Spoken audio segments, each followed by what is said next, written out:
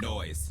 The bang bang boogie. Scratches on a disc labeled now. Groove towards center. Mouths move making note of a motherfucker one wishes one would. A soup of words organized by principles, that's what the fuck it sound like. Crashed cab causes psychotic break. A psychiatrist fucked the revolution. Fire dances on burnt remains of children. A wolf for some reason. Say grace. A cold lake full of secrets. She stands opposed. He raises eyebrow. They exist in context. They dance around the idea of the bang, the block, the lock, the pop, the trunk, the time. It sounds like 6 in the morning, something at the door. Padded footsteps move across the floor. Hail Mary full of that ride or die. It's all her fault and she don't know why. Some butterfly. Cause wrecks and effects gone awry. Pamplemousse juice when the song is dry. Chip food, jujitsu, pursue the sky. Went on a run with a gun beside. Had Roxanne and she hummed a lie. The oil was the funds for the whole supply. Got 2 options, do she run or fly? She must have chose right, they all take flight. The world blows up just like it's dynamite. The blast made the valley, but mid-city Sally didn't dilly or dally. She ran through the alley, found the pimp juice, tripped and let loose, missed the net noose, flipped the net, boosted internet, choose the win select move to intersect, use the intellect to. And maybe that's a good place to begin. Somewhere in the dark without no friends. Fears that lie in the minds of men. Start in the middle, try to find the end.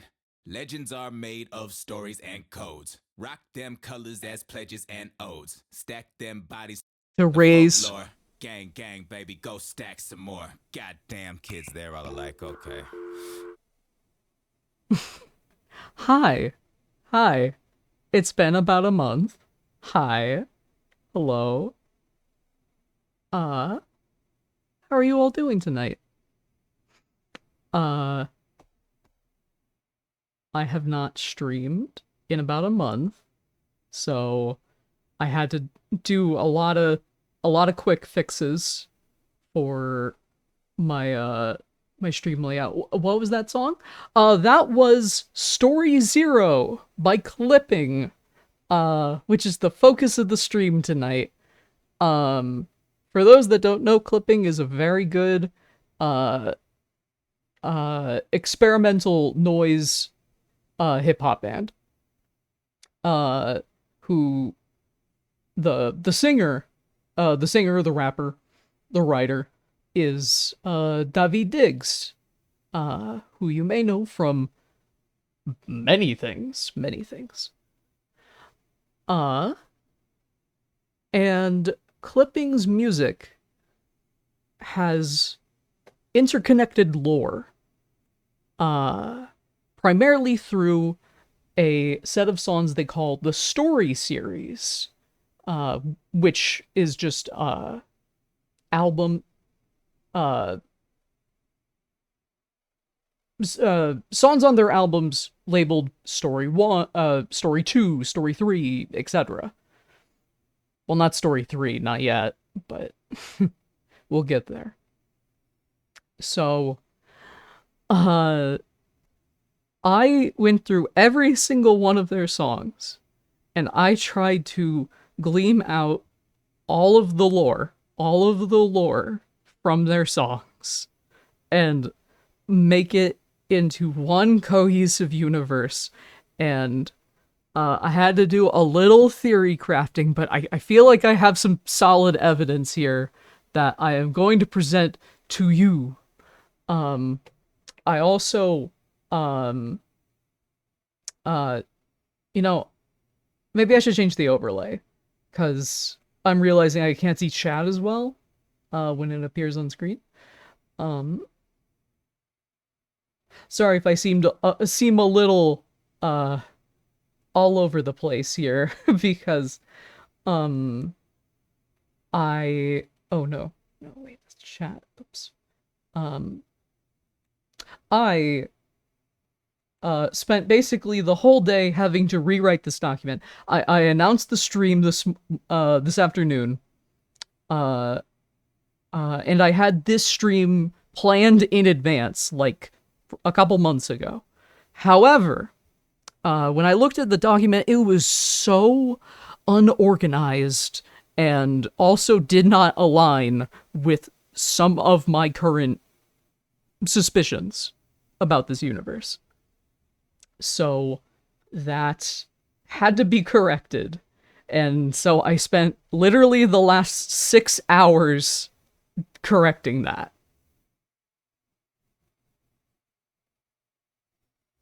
Oh, that's okay, Anna. This is definitely a I sit here and explain a bunch of shit to you kind of stream. Um, Also, it's fun. I actually got to play a song at the beginning of the stream because due to Story Zero is not in YouTube or Twitch's index catalog because it's a secret track on the album it came from. So uh I get away with that. Smiles. Um Maybe multiply? No, that didn't work.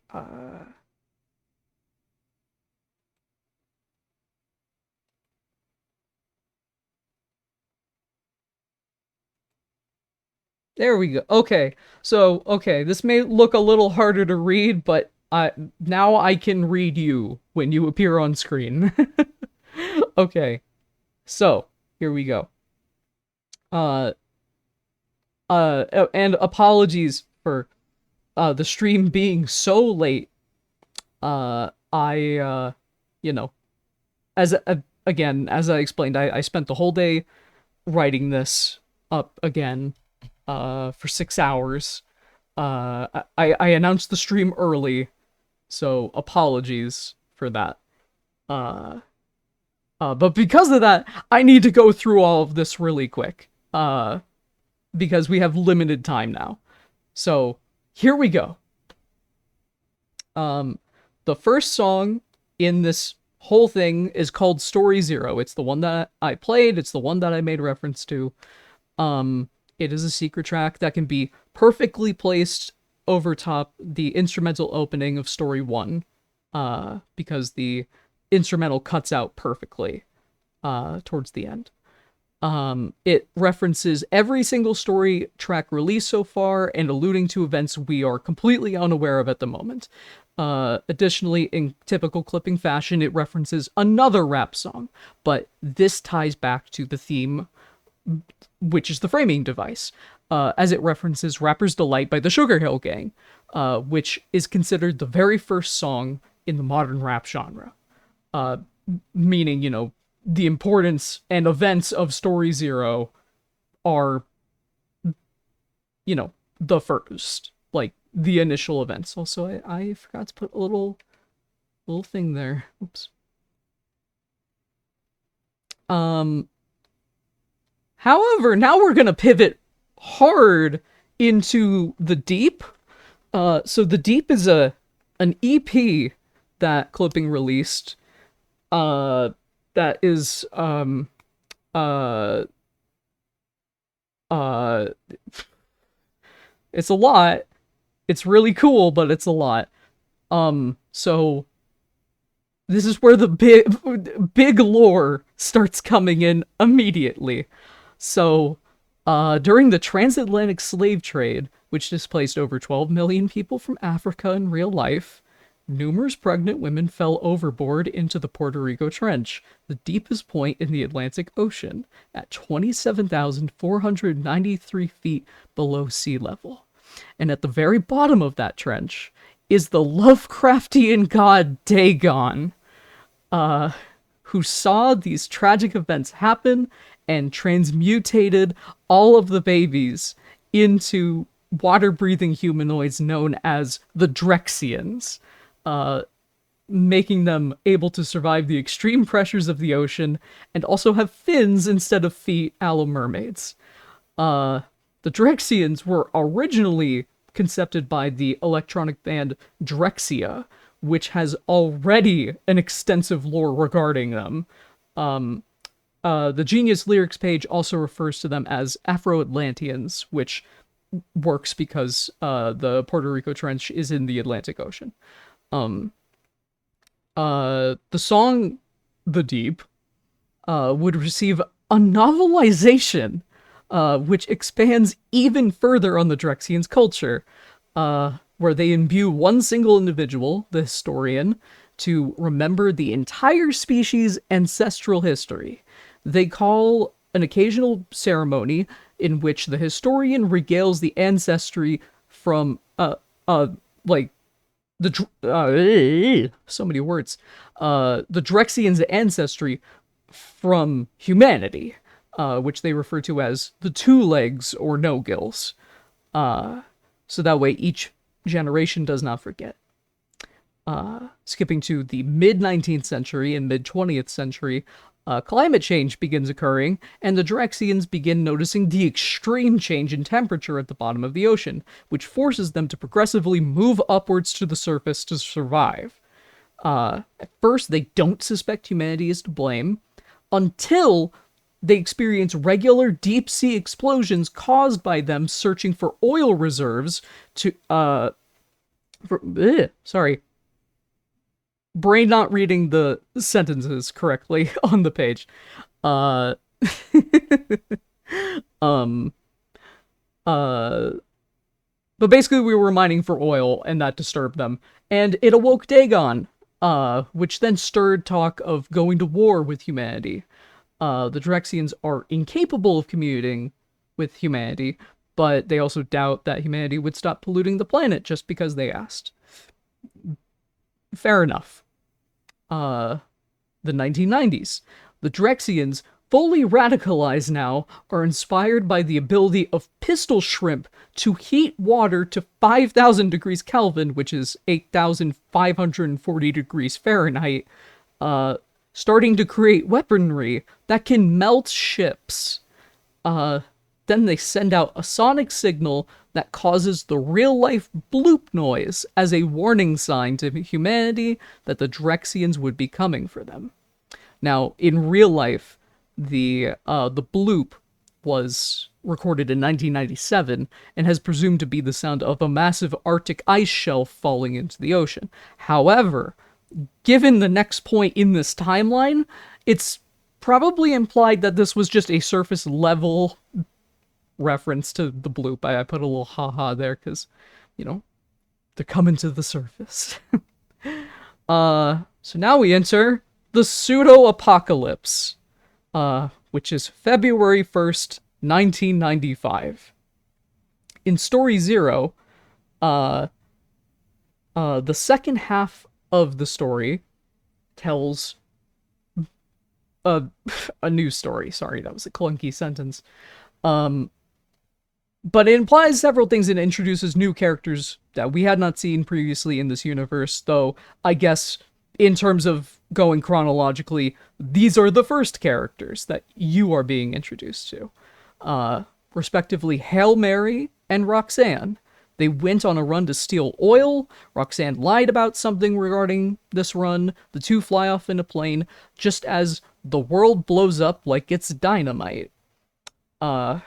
While the story series is told out of order, Mary's a line directly relating to Mary, "It's all her fault and she don't know why," in conjunction with its placement before every story song, implies that this event is the instigating point for all events in the story series.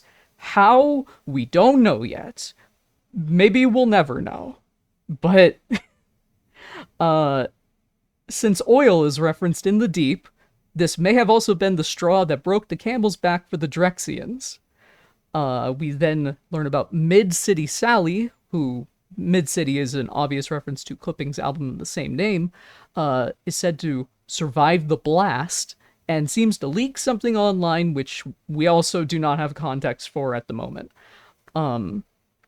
Mid-City is a reference to Mid-City, California, which is the presumed area where most of the story songs take place, because California is referenced a lot in the early Clipping albums. Uh, Also, the recurring character Cynthia is referenced for chronologically the first time, and is implied to have been hunting them down. Sorry, I'm correcting things in the document as we go.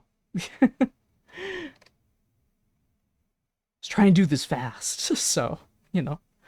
But then in the deep, Dagon causes the sea level of the ocean to rise to drastic levels, allowing the Drexians to lead a full-on war against humanity. In preparation, humanity created air blast cannons to kill Drexian soldiers.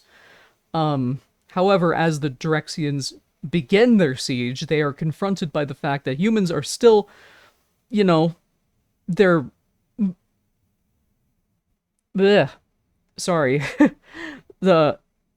They're faced with the fact that humans are the beings which they directly evolved from. And they begin to feel conflicted about massacring their quote-unquote brothers and sisters.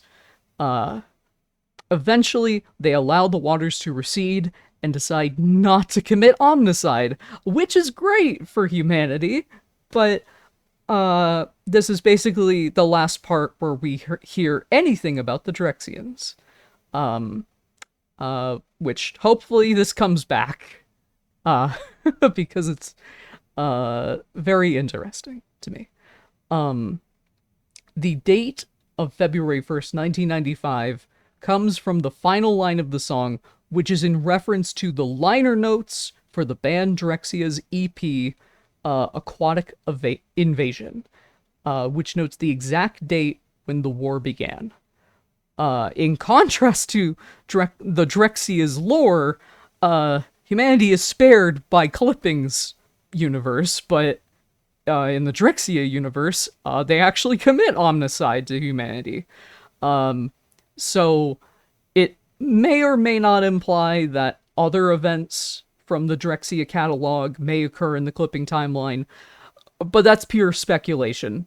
And even then, I'd have to go through an entire band's other catalog, and I don't want to do that right now, because this was already very extensive. However, right after the Drexians, stop their invasion, Mother Earth then opens up a giant fissure in the planet, resulting in global earthquakes and molten metal from the Earth's core to spill to the surface. Plus, she raises a cannibal army of zombies to attack humanity.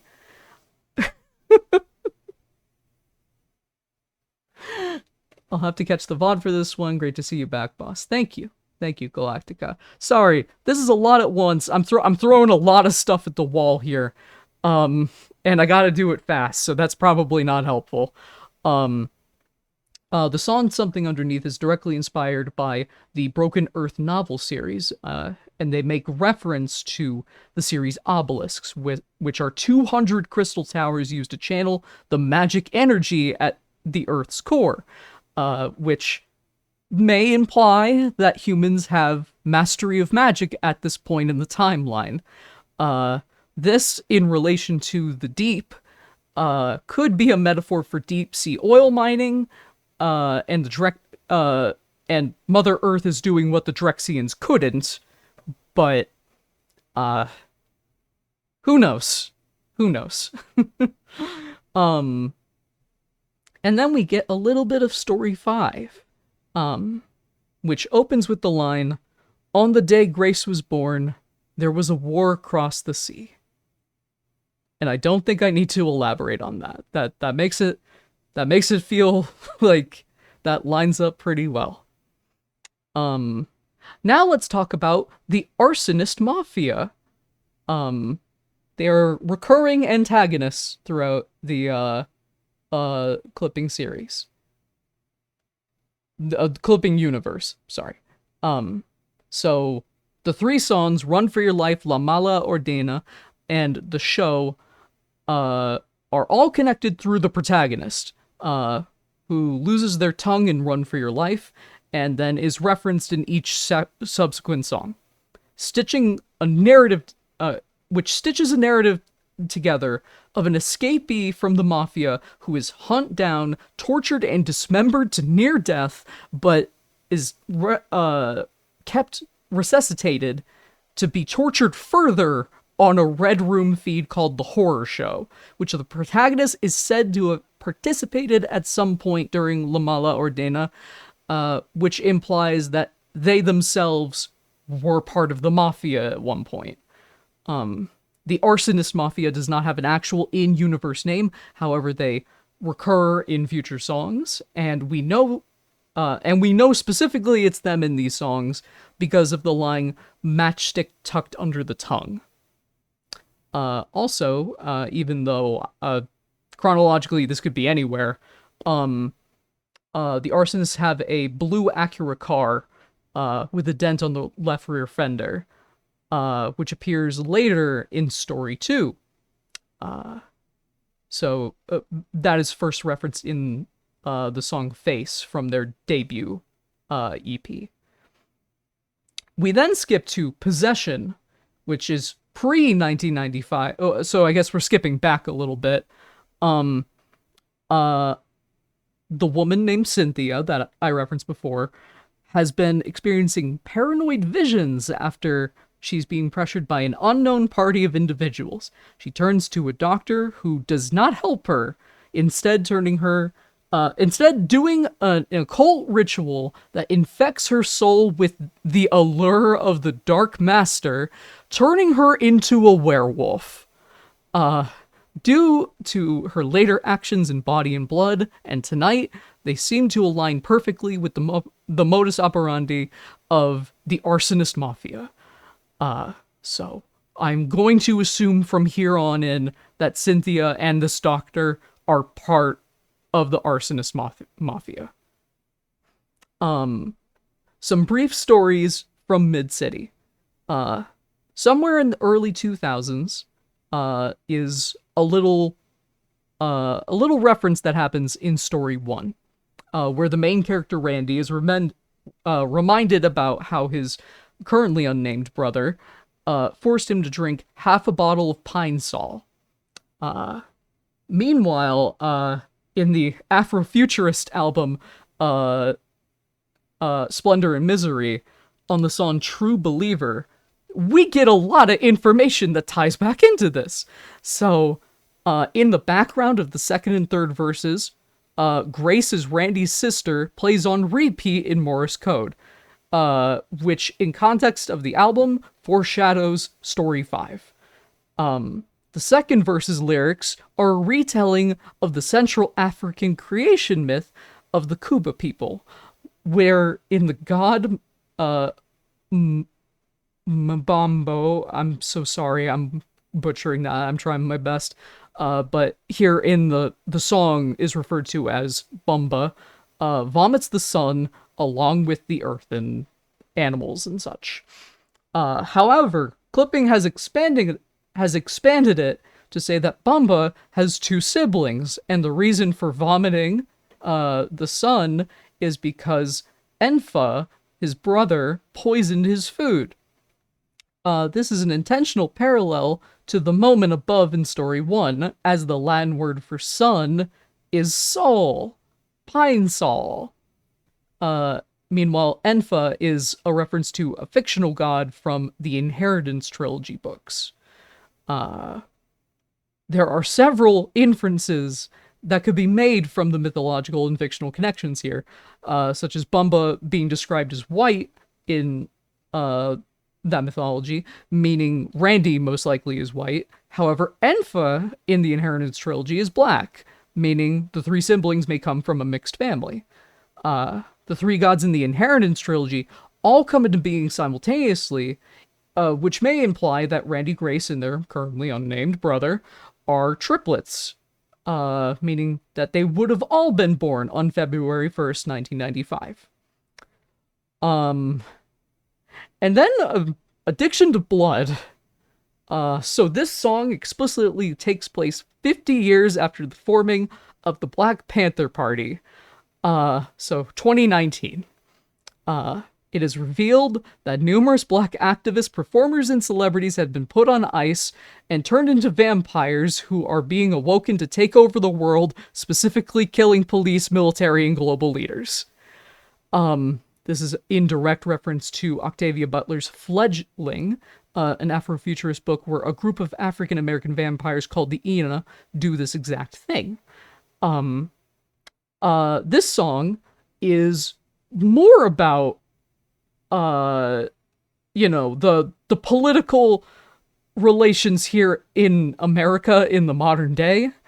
But it's also vampires. So yeah. Hi Tracey, are we talking about clipping? Yes, we are. Yes, we are. And yes, Blue. We're gonna be jumping all over the place. Like a lot. Oh god, we're almost 30 minutes in already. Okay. So here's the members of the Ina, the Ina in the song. King Huey P. Newton, Queen Angela Davis, Prince Kwame Ture, Geronimo Pratt, Erica Huggins, Gregory Harrison, Malcolm X, George Jackson, Bobby Hutton, Bobby Seale, Eldridge Cleaver, Emory Douglas, who is notably still alive, Afeni Shakur Davis, and Tupac Shakur, Kathleen Cleaver, Asada Shakur, who is also still alive, David Hillard, and Gil Scott Harrison. So yeah. 1 week before the original story happens, a drug dealer is mentioned stabbing his cousin 1 week prior. This is possibly referenced later on He Dead, with the line, so-and-so told you about so-and-so's cousin, they got him, and there wasn't nothing left for her to identify. This is kind of an irrelevant one. It was just already written on the document. It doesn't super relate to anything going on in the bigger universe, but I figured I might as well keep it in and mention it. But let's dive into the big main feature here. Story 1 and 5, which I am guessing takes place in 2021. I will go into that. But we have to go over multiple songs and information. And I have split them up into smaller chunks, so that way it makes more sense. Okay. So, for context, it's weird, because we're not actually going to start by talking about a full song off the album. Rather, this is a connection made between two different physical versions of the Dead Channel Sky album. Specifically, the CD and vinyl versions. Because Story 0, as mentioned before, is exclusive to the CD version of the album. It's hidden as data before the actual intro of the album. And the opening lyrics are fall, rise, bodies scattered, shape, space, space. Meanwhile, on the vinyl of, on the literal printed center of the vinyl for Dead Channel Sky is an incomplete poem. And when you slot that series of words from Story 0 in repeated order, it fills all the gaps, and you get a complete poem. From Bright Bodies and You Called are excerpts from the poem. We will talk about the completed version shortly, but let's talk about our Fall from Grace, which is the focus of Story 5 and Story 1. For context, the reason I determined this had to be in the year 2021 is because you have to be at least 21 in America to be a cop and drink alcohol, and it had been 5 years since Randy drank alcohol. So technically, this could take place anywhere after 2021, but assuming they were all born in 1995, I just figured, let's set it at the earliest possible date. And then of course, the Randy could have been underage drinking, but I'd like to at least you know at least give him a little bit of leeway, you know, at least imply that like he was a good man at one point. Uh, but yeah, so story 5 is about Grace. She worked at a factory where her friend lost an arm due to a workplace accident, which radicalizes her to take action against the company, who is implied to cover up said accidents regularly. She collects information, photo evidence, and jotted down notes regarding all of this. And then things converge in both story 1 and story 5. Controversially, story and story 5 present incredibly different accounts of Grace's death. People have theorized that the truth lies somewhere in the middle, but particularly that Randy's account in story 1 is filtered through his implied biases against his sister. In story 5, Grace had collected enough information against the company that she had worked for, which would cause it to all come crashing down, and she smiled on her taxi ride home. In story 1, Grace had been out at Randy's house with an unnamed guy she was dating. After an argument, Randy angrily tells the two to catch a cab.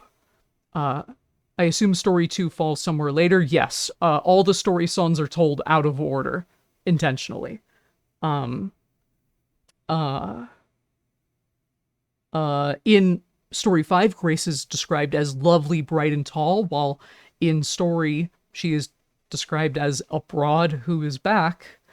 More interestingly, story 5 does imply that Grace had been gone from home for a while, implying she does in fact return during the events of these two songs. Grace was making out with an unnamed guy in a cab, driven by a drunk man with a history major. I only included that because, that's like one of the few things that described the man. But suddenly, without warning, a rental Jaguar car crashes through the driver's side window. The male Jaguar driver is decapitated, the cab driver split in half, and Grace is severed limbs and blood. Which then we go into the beginning of story 1. Randy, a former alcoholic cop, 5 years sober now, sinks back into an attempt to forget seeing his dead sister. This turns him into a hardened, murderous racist who sees most of society as scumsuckers and animals. Randy's mother is mentioned to be an alcoholic. Randy's unnamed brother is mentioned to have made him drink a half bottle of Pine Sol. I forgot to delete that. I forgot to delete that part because that's redundant from what we had done. Even the opening there is redundant. My apologies. The song ends with Randy drinking wine and talking to a half black, half white woman at a bar. But when the bartender cuts him off, he breaks down crying, thinking about Grace, and it's really sad. And I feel bad for him. Now, let's focus on some individual characters described throughout the songs. First, the man in the fitted cap. I realized I forgot to put an underline under there. So, these relate to songs off of the very first main clipping album, Killer, Bullshit, and Story. Within Killer and Bullshit, we get a description of the man in the fitted cap, who is the person that Grace is said to have been making out with when she died. They are also revealed to be a killer, hence the name of the song. Now, Amy Clark. This one is reference. We find out a lot of information about her through Splendor and Misery, as there are 3 songs that flow into each other that Uh, okay, this is complicated, but stay with me here. They contain a message spelled out through the NATO alphabet, which is then translatable using a Visioneer cipher using the keyword Kemmer, which ends up translating to the target is Amy Clark, referring to her. She is also a doctor, a psychiatrist specifically, as we know through her first appearance in Story 2, which we will get to. Story 0, Amy Clark is stated to have fucked the revolution, implying that she had something to do with Grace's murder. However, I think this is purposeful misdirection, and we're going to get to that in just a moment. But first, we have the completed poem. The completed poem from the vinyl of Dead Channel Sky. The poem is written from the perspective of the person that Grace was in the yellow taxi with, who actually survived. While they recall the events of the crash, as do Story 1 and 5, they go into detail about the relationship they had with Grace, how they were inspired by her leadership and courage, and how they would take down the bosses and foremen that oppressed them. However, the line immediately after that goes, "How did a gunshot shatter us?" So here is my conclusion, pure speculation on my end, just using what little info we know up to this point. Let me guess, the Jaguar is part of a myth. No, it is not actually. That just a Jaguar car. So, here's what I am drawing from. 1, we know the person who was Grace killed someone. 2, we know that Randy is both prejudiced and an unreliable narrator. 3, we know Clipping has made retcons in their songs, including the existence of Grace as Randy's sister. And then on Splendor and Misery, the same album, we learn about Grace for the first time. We also get the line, "The target is Amy Clark." So what I think happened that night is that Grace was not the assassination target. Grace had explicitly, in the song, been careful and kept all the info she had found away from the foreman's watchful eyes. The actual target was Amy Clark. Inspired by Grace, she fires a single round into the CEO's head. The company, using its ties to the Arsonist Mafia, which the Arsonist Mafia is implied in other songs to be funded by a larger organization, attempt to murder Amy. However, Amy and Grace happened to be in the same taxi at the same time, and instead of killing Amy, they kill Grace. Amy Clark is now ridden with survivor's guilt after indirectly causing the death of her lover. She becomes a psychiatrist because she wants to help others, but she can't help herself. Also, if it weren't obvious from the discrepancy here, she is a trans woman. And the line, "Psychiatrist fucked the revolution," may be a double entendre. And of course, this unfortunately means Randy is transphobic. Either that, or Amy Clark had not fully transitioned or come out as a woman yet. But you know, let's put a pin in that. Let's put a pin in that, okay? Because we're gonna skip to 2025 now. Story 4 and Story 7. For context, I cannot find the quote, but it was stated by Clipping at some point that Body and Blood and Tonight were retrospectively stated to be about Cynthia, who in each song is a cannibalistic murderer who kills people while having sex with them, which aligns with her appearance in Story 7. Body and Blood, Cynthia is stated to operate out of her own home with a man who has easy access to medical supplies, possibly the same doctor who infected her with the werewolf. Whatever. She kidnaps people from clubs in an unmarked van, and she has a diamond tattoo on her upper thigh. That is one of her only physical descriptions. Body and Blood's title is in reference to consuming Christ's body and blood, which is backwards, red wine and wafers, possibly implying that Cynthia's actions are religious and or ritualistic, because there is some religious iconography in the song. This is further implicated about her Polaroids of heads that she has severed and plated off of her victims. This being a dual allusion to John the Baptist's plated severed head, and evidence found during the Jeffrey Dahmer case.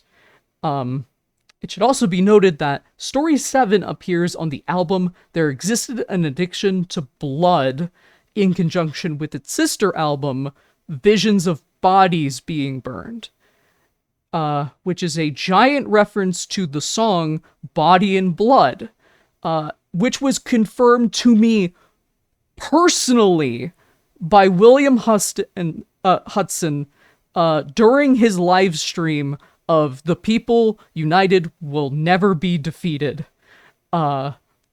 which was a tape degradation stream that lasted like a week or so. I'd also like to apologize to William, because I know I said your name wrong in chat. My apologies. I thought you were the other guy in clipping. I'm sorry. But thank you for that confirmation. I wish I still had the image on hand, because I did take a screenshot of the chat. If I ever find it, I will show you it. Tonight is from the perspective of Cynthia stalking a victim at a club or bar. However, there is allusions to two characters that show up in the story series. Mike Winfield, who is later appears on Story 2 on the same album, who works as a bartender, and he isn't tipped well. And then Trina from Story 4 is mentioned by name, and she is, at this point in the timeline, very young. Specifically, I clocked her at about 7 years old. Despite this, I will go into why she is at the bar at this time, well, now. So, Story 4 is a song I cannot talk about on Twitch, because the contents of it are too explicit. Even for clipping. It is, like, far and away their most, hard song to listen to. And I don't want to talk about it personally because they relate to physical trauma that I've also gone through. So we will talk about more of Story 4 as it becomes relevant, but if you want to know the framing of it, be careful. Search with caution. Story 7, however, we go back to Randy, who now works as a private investigator and exposes a woman named Kimberly's husband, Steve, for cheating on her. Later finding her husband eaten by Cynthia. Randy, who goes to a pub, is later seduced by Cynthia, who pulls him into a taxi cab. Cynthia is going to attempt to eat and kill Randy in the back of this cab, But suddenly she is shot by the cab driver with silver bullets and dies. And very explicitly at the end, we see that, quote unquote, little Trina witnesses the entire thing from her window, and she wonders if this is all just a dream. The greater clipping community has speculated that story 4 and 7 take place on the same night, and the name story 7 directly relates to Trina's age at the time. Now, the following is pure speculation on my end, with loose threads that fill in gaps in information that we will talk about later, but instead of presenting the evidence first, I'm gonna go out of order and explain to you the theory first. I'm sorry if that sounds a little ass backwards, but stick with me here. Mike Winfield is Randy and Grace's brother. Randy and Mike were both police officers, and Mike was sent as an undercover agent into the arsonist mafia. He then quits the force in 2021 after Grace is killed, suspecting the mafia was responsible for her death, and as confirmed in story 2, he feels enormous guilt from starting to enjoy being an arsonist and killing people. He instead focuses on his family life and becomes a bartender. Mike Winfield recognizes Cynthia during Tonight, trailed her, posed as a cabbie, and shot her dead for retribution for Grace. The reasons for Mike being Randy and Grace's brother, being an undercover police officer, and Cynthia's killer will be discussed in the section called Mike's Revenge. The reason Trina was at the bar at the time is that she is Mike's daughter, and he is unable to afford a babysitter for the time, which will be fleshed out immediately now in the section titled Story 2 and 4, which we're skipping ahead to 2036, because Trina is now explicitly an adult and mentioned to be going out to clubs. One night, when James, the man who does the horrible thing in Story 4, is supposed to be babysitting Trina, but he goes to a lake and purposefully drowns himself to death for what he did in the past of Story 4. Good. Due to his familial relation, he is most likely Mike's first cousin, from what I can identify. And throughout the song, James is constantly referenced with water metaphors, obvious because he's drowning in water, which again, good. However, Trina is referenced with fire metaphors, which then leads us into Story 2, which is my favorite clipping song. But also, this is going to be a bit tragic now. Couldn't have chose a better timing for drowning. Nope. Because here's the thing. Mike Winfield is walking home from his night shift at the bar. In between Story 7 and 2, Mike has filed for divorce and gained custody over his kids. The only people he has brought... oh, my goodness. The only people he's brought up his past... I typed that wrong. His past. There we go. The only people he has brought up his past to is his therapist, Amy Clark, and a man he briefly dated named Ronald, which is presumably also why they filed for divorce, because Mike is presumably gay. However, the blue Acura passes by him, and suddenly he notices ash coming from the sky, and he rushes home realizing his house has been burned down with his son and daughter in it. Due to James' water metaphors and Trina's fire metaphors, and James leaving Trina alone in Story 4, it can be surmised that Story 4 takes place literal moments before the house is burnt down with no one protecting the house. the Mafia takes that exact moment to strike back. This is also influenced, like, my theorizing on this is influenced by two lines in story 2, which is, water had never been a friend, which, is a double meaning in that, uh, he's an arsonist, so water has never been a friend of his. But 2, his cousin, had never been a friend to him either. And then, where is the babysitter he overpays? He's dead at the bottom of a lake.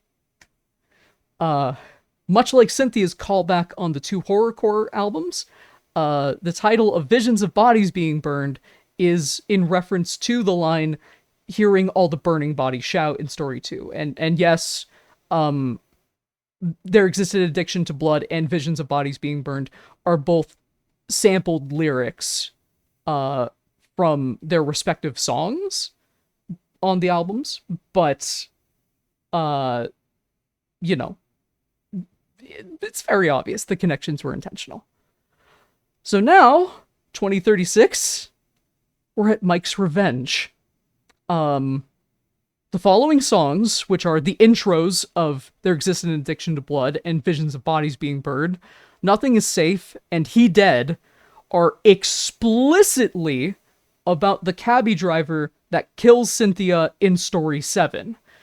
Intro and He Dead are connected via lines about silver bullets. Intro and Nothing is Safe are connected by lines about halos, and the 2 intros literally overlap each other at a specific point at the beginning and end of each song. Now I can explain why I think Mike Winfield was an undercover cop and the brother of Randy and Grace. The protagonists of these songs are described through various lines. The line, something about the way he walks reminds you of someone. You look and see a gun, a man with no face, a golden halo that could be the sun. Genius lyrics describes that, the lines, a man with no face, and how he walks remind you of someone, as references to undercover cops. But further it implies the arsonists are getting killed by a man that they recognize. Genius then also goes on to describe a golden halo as possibly a reference to the silhouette a standard cop hat could make when lit from behind. However, considering he's a retired cop, I think the more important line is could be the sun, which reinforces the sun motif that is consistent in the depiction of Randy and Grace's brother. The pine sol, making Bumba drink the sun, and now a man with a golden halo could be the sun. We also learned that he went for a master's degree, has a molar filling, and he is now being chased down by a pack, and I'm going to assume, presumably, a pack of wolves. I think at this point, considering there's vampires, I would not doubt it if the gang just turn themselves into werewolves after or during Cynthia's time as a member. And now we skip 200 years into the future, which I took as 200 years after the story 0. So this is 2195, presumably. Speculatively. And instead of I have yes, 200. Yes, 200. To make this easier for me to explain and for you to understand, instead of doing this formatting where I'm going down song by song, or at least songs by song, I have just put every single reference, every major reference, and notable details about this future, all in this condensed little section here. So, in the song Code, that's where we reveal the 200 years in the future part.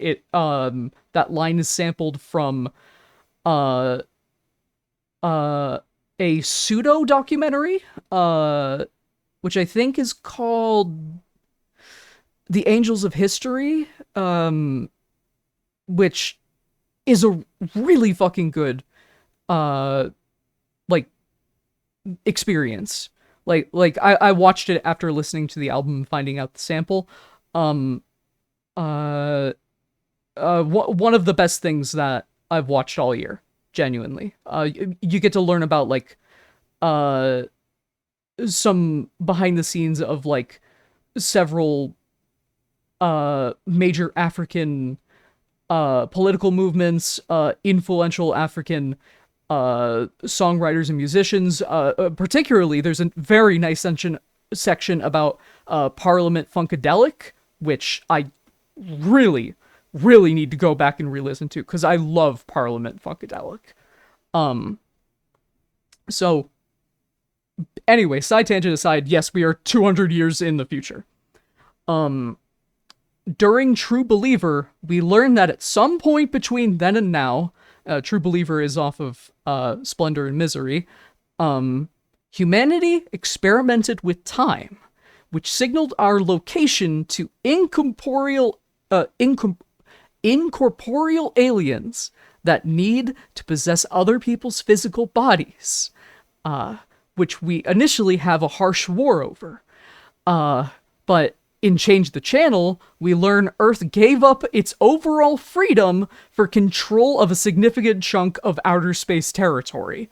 And there is now an interplanetary slave trade being done to build some massive thing off planet that we don't know what it is. We don't have the context for yet. Who knows if we will. We also learned that lead is heavily present in the air, so that's not healthy. That's not good. The song "Keep Pushing" implies that the UK took over the US after it collapsed at some point. Oops. Not an actual. Well, okay, this is in relation to the song Dodger, but recently, like a week or two ago, Daveed Diggs confirmed during a Tiny Desk concert for NPR that Dodgers are defined as people who are not connected to the internet, who are then hunted down and killed, because this is a cyberpunk dystopia. Mirror Shades Part 2 borrows a character from William Gibson and the song Mirror Shades by Information Society, a cyber mage mercenary named Molly Millions. So she exists here. She's here. That's cool. I don't think she's on the right side of things, but that's another little reference for you. Dominator describes that there's enough satellites in the sky to have replaced the clouds. And the album seems to take place in a golden city that is still horrifically dystopic. And presumably, because most of the series takes place in Mid-City, California, I think that this is still Mid-City, California. It is now just made of gold. The majority of Splendor and Misery, minus the Easter eggs relating to the overall story songs, is one continuous narrative. Like actually, like all of the songs flow seamlessly into each other. It is about a man referred to as Cargo number 2331, who is kidnapped, but is able to escape and kill all the crew members on the ship. The ship's AI falls in love with him and becomes devoted to protecting him from the traitors trailing him. In the background of the song Air 'Em Out is ASCII code that reveals that the name of the company enslaving 2331 is the Dixon Frick Industry, which maybe could be the same industry that killed Grace. for all we know. Considering the fact that Grace was introduced on the same album that the Dixon Frick Industry was revealed, I would not doubt it. I would not doubt it whatsoever. And then True Believer implies there's multiple songs that imply this if I remember correctly, but True Believer specifically implies that 2331 is either the physical embodiment and or God of Time. So there's that. The amount of sci-fi novels, films, and series that are referenced between both albums outright contradict each other if all of them were to take place in the same universe. Like, maybe parts of them could take place in the same universe. There is a fucking Star Trek reference in here, which, obviously, we could, in the same way the Drexians did not kill the whole human race, maybe there is just aliens from Star Trek in this universe. But who knows? Who knows? There are two final loose connections on here. Technically, there should be 4. I just did not get enough time to type them all out. So, the song Dream off of the Clipping album describes the dystopian mid-city where the story series takes place in. It maybe vaguely alludes to the story 2 Fire, and it calls back to Workwork's mention of Poseidon. Specifically in the Clipping album, there is a lot of references to Poseidon and water and the ocean rising, which, I don't know how much of any of this they had planned in advance, because obviously they did retcon some things explicitly, but man, did they really set themselves up for, like, a real interconnected universe of things. And then the song Unlacing directly references the Lovecraftian god Azathoth. However, the song is about a guy just having a really bad trip in the club. So, and it's also supposed to be like, he's having such a bad trip that he's kind of having a nihilistic view of the universe and the self and all that sort of stuff. So, he calls himself the blind idiot god. I don't think that means this guy tripping out is Azathoth, or he meets Azathoth, but I wouldn't doubt if if Azathoth exists in universe. And the other 2 songs that should be on here, is She Bad, which is a no joke, a retelling of the Blair Witch Project. So, the Blair Witch Project takes place in universe, and in this version of the Blair Witch does actually exist. Like that, like there is no room for speculation there. She does exist, and she kills all of them at the end. And then there is 97 Neve Campbell, which is a big reference homage to the Scream series. I did not include that one purposefully because I can't tell how much of it is quote unquote canon, because it all the name and the killer played by David in the song kind of implies that the Scream movies exist as fiction in the universe, and that this is a copycat killing inspired by Scream. And since it doesn't have any major connections to anything else, I kind of just left it out. Sorry. Technically, there is one more thing. Say the Name. Say the Name is a fusion retelling of the Candyman and Rosemary's Baby. Uh, uh, which for if you don't know, Candyman was a story that was adapted into a film. Great explanation from me there. um it was a novel that was adapted into a film, and the film expanded on the lore of the central figure, the Candyman, a lot, making him into an African slave, who is now a spirit of vengeance, in I actually forget where it takes place at, but he's basically a spirit that is anti-gentrification, which good for him.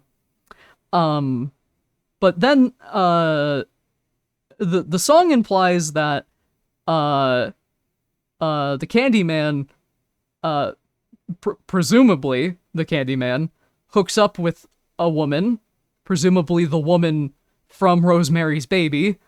So I'm assuming her name is Rosemary. Oh man, sorry. Brain is fried from typing so much today. And the two of them have a baby. And this baby is pretty much explicitly stated to be a demon. This has not come up in any way. I don't know how relevant it is. And, you know, it could just be the one song. So there's that. And in under an hour, I have explained the whole clipping universe to you. Okay, not under an hour. Well, okay, if you take out the intro of this stream where I played the music, I have technically explained all of the clipping universe to you in under an hour. So yay! Yay! Oh, man. Sorry, I got so antsy about doing this, because I always get antsy when I don't stream for a really long time. And I wanted to come back with something interesting. And also, I have been, like, cooking this in the background for, like, on and off for months. So I wanted to make sure I presented it well to all of you. So sorry if I seemed very manic and frantic about the whole thing. What's your favorite clipping album? I'd have to say Addiction to Blood. It is such a consistently good, like a thorough listening experience. Almost every song is great, and even though they are individual and separated, they flow very nicely into each other. Personally, I would have replaced a couple songs from Visions of Bodies Being Burned over into There Existed an Addiction to Blood, because There Existed an Addiction to Blood is almost entirely full of the songs that I have described to you on here, the plot relevant ones, and then everything that is on Visions of Bodies Being Burned relates to horror films and just general horror themes, and has no real characters or connections or anything, which is very ironic, given the fact that the big storyline relating to Mike Winfield is on the album called There Existed an Addiction to Blood instead of Visions of Bodies Being Burned. But, you know. I have been meaning to get into clipping and only listen to stray songs for a bit. I highly recommend starting with their horrorcore albums, There Existed an Addiction to Blood and Visions of Bodies Being Burned. I would then say check out Dead Channel Sky, which is their most recent one. Go back to Splendor and Misery, which also, if you don't know, Splendor and Misery is one of my primary influences for Null. A little fun fact for you there.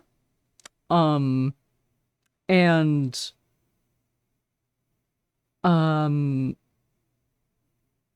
then you can maybe check out the rest of their stuff. Like, I don't like the clipping album, which, if you wondered why I've been saying it like that, it's because they don't. The entire point is that the album is not once written in the first person.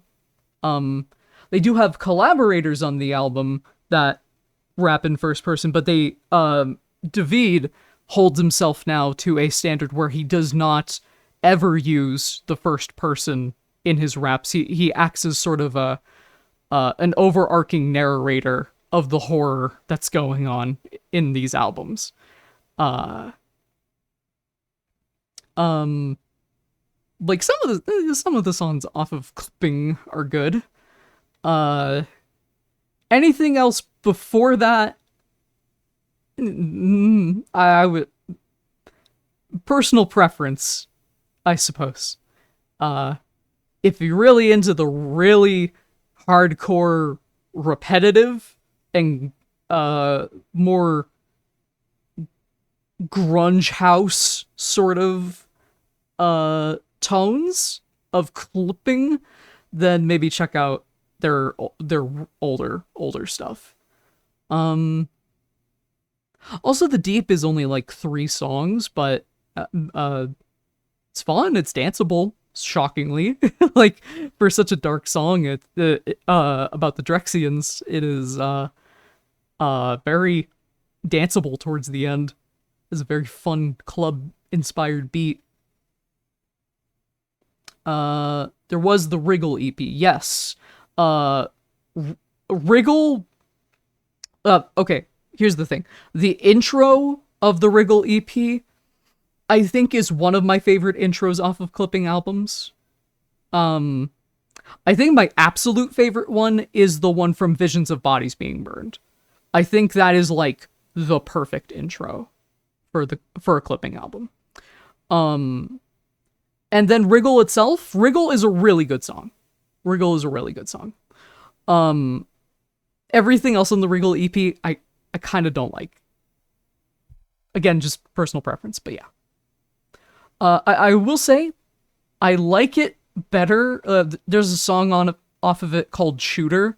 I think that one is better performed live.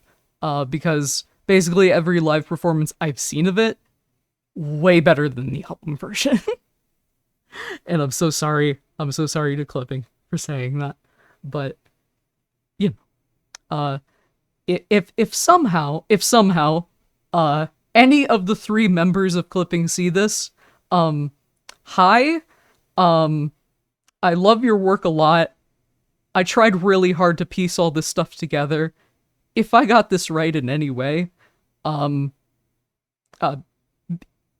don't know how you would message me in any way, shape, or form, but I hope you're at least smiling at my attempt to try and connect everything together. Oh, man. And if anybody in the greater Clipping community sees this stream, you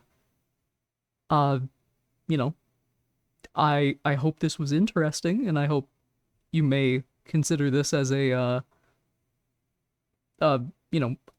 possible concrete layout of the events of the Clipping universe. Because, for the moment, I sure do. I know they have just released Dead Channel Sky. Um, but I really can't wait for the next album. I know that's gonna be like 2 years away from now, uh, from their production cycle on these albums. But oh man, if we finally get Story 3 or Story 6, which are the two story songs that we are missing, from having it be a complete flowing experience. Um, uh, I really want to know what happens because it's fascinating. It's very fascinating stories. If you're wondering what my favorite story songs are, it's 2 and 5. Uh, 2 is just great. There is a video breaking down its time signature, which is also how I learned what time signatures actually are, to be perfectly honest. But seeing it visualized, the song is written and constructed and uh instrumentalized beautifully, incredibly. It changes time signature so much, so much. And then Story 5 was actually the reason I wanted to do this stream, because it has been stuck in my head for a couple of days, and Story 5 I think is the saddest one on the album. Sorry, the saddest one of the story series, because while most of the story songs are about uh bad people facing the misdeeds of what they've done and uh usually getting murdered for it, uh Grace didn't do anything wrong. Grace did not deserve what happened to her, and I feel really bad. I feel really bad for uh Dr. Kim. No, sorry, Dr. Amy Clark. I kept getting Kimberly and Amy confused. Like, even in this document, I had to like rewrite a few times that. Uh I don't know why. I really don't know why. Um but I feel really bad for Amy. Uh Honestly, I have considered doing a full reading of the poem and posting it on YouTube, probably my second channel. Um, which, by the way, if you didn't know I have a second channel, that's where I upload my VODs. That's where I upload my VODs. It's Tracey 2 Night with a 2 instead of, you get it. Yes, the crescendo in Story 2 is incredible. Um, um, oh, you know what? I actually have a perfect way to end this stream off if I have it on hand. I may not have this on hand, but we'll hold on. Um,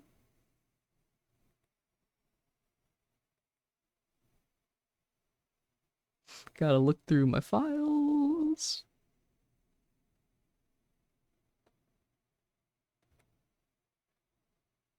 Hi, Laser. Welcome to the stream. Okay, yes, I do have it on hand. Yes. Okay, so, um, uh, unfortunately, sorry, Laser. Um, oh, sorry, Layerative. Uh, uh, to end things off on this stream, um, for those that don't know, back, a couple months ago, I think it was April, I think, um, I made a song, I made a remix and submitted it to the Siva Gunner channel in hopes that it would be posted for Halloween. They have not posted it. So I think I am, uh, usually apparently they send back an email saying whether or not it will be uploaded or not, but it's enough time has passed that I think I could at least play it here, you know. Uh Specifically, I merged uh the intros of visions of bodies being burned and their existent addiction to blood, with the soundtrack for Slender the Eight Pages. So, uh, uh, here you go.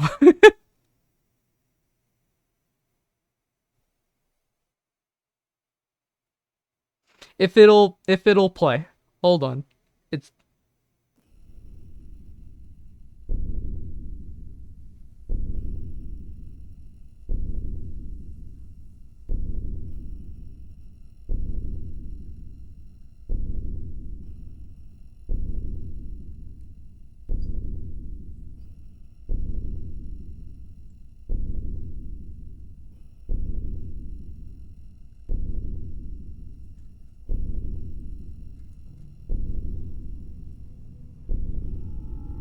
Act like you don't remember the cash and the money, the mad dash after the ball had dropped. Dolphin turned tail on you right then, and the water was hot. Boiling the oil, separating all the good stuff to the top, and then the bottom fell out, and the bodies hit the flow. Same old bare face and broad day while they come payroll. Everybody rocking them halo back in the day, but they know, say no more. But ghosts of bitches and chickens come home to roost, and every stitch of a putting a stitch got thread that's connected to the truth. And demons seeking freedom out here weaving a quilt, and there may even be some meaning gleaming in the streets that they built on top of dead bodies in the olden days when the pen was a quill and blood was the ink upon which all them scary stories are built.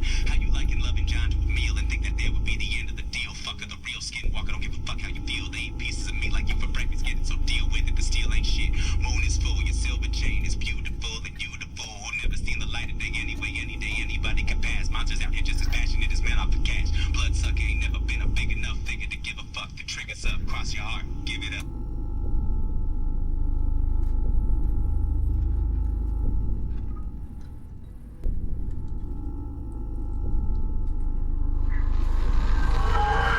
Right where it left off, the bet's off, you gets off. I'm being skeptical, but shit is too real. Be honest with it, what do you feel? The beast is hidden beneath the beat and with the pattern concealed. It's like you sit in the middle of your terror and never found part of yourself. But oh well, guess that wasn't in your ministry. Here come the hammers to rearrange body chemistry. You should play the way you do when family is threatened. You was making moves, but now you making messes. Take this tape and play it, listen to the message. Did you really think that death would just be seasonal? It never stops, you should run away. You won't make it far. Count your blessings for the life you've had and depart. Or else welcome to the retribution for your life of wasted illusions. And you could have been in the movement if you hadn't fucked and removed it and dead in the focus of victims of cover your throat with this clip.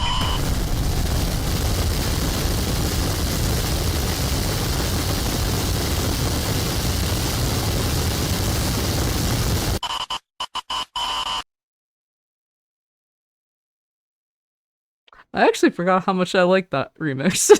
I'm kind of proud of that. Um, but yeah. Honestly, I expected a rock opera music. Um, who knows? Maybe that'll be their next album. Is that why pages have been showing up in the wood around my house? You need to get out of there. You need to get out of there very quick. You know what? Actually, it doesn't even matter, really. He's already there.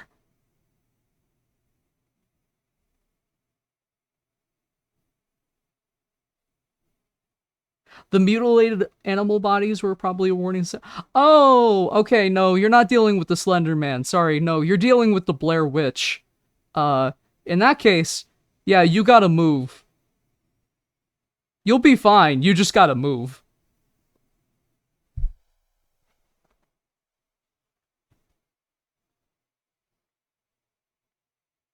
But, yeah. Uh,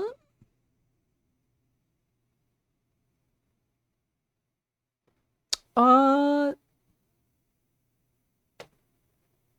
you know what? I'm feeling a little, uh, well, I don't want to say risky. That was the only word that was coming to mind. But I feel like rating a streamer that is much bigger than I. Uh, let's raid Vine Sauce. He's streaming right now. Uh, slash raid at, or wait, how do you do it? Man, it's been so long. Hold on. How to raid on Twitch. /raid channel name. Okay. I was putting an at. Oh, yes, Laertive. I'm so sorry. That is, a feature that, is not working. I would be playing a little, like, video of a frog showing up on screen. I have not been able to get that working. So I am so sorry. Next time I stream, how about this? I'll find the video file and I'll play it just for you. Oh, you got a frog? Cool. Cool. That's nice. Okay. Well, thank you for listening to my rambling. I hope you enjoyed it. Go enjoy Vinny. Good night. God bless.